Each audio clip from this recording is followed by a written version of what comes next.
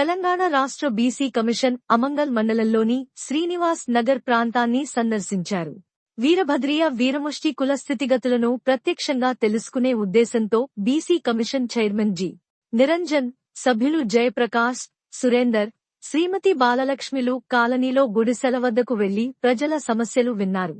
కుల సభ్యులు చేస్తున్న ఉపాధి, వారి పిల్లల విద్యావిషయక పరిస్థితులు, సొంత ఇండ్లు ఉన్నాయా లేదా అనే అంశాలపై వారు వివరంగా విచారించారు.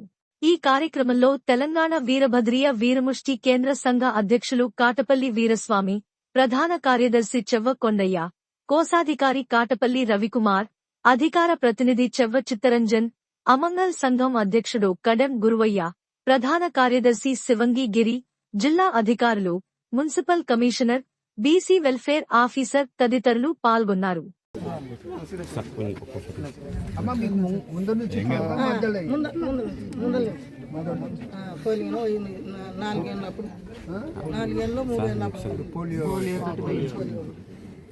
పెన్షన్ వస్తుందా?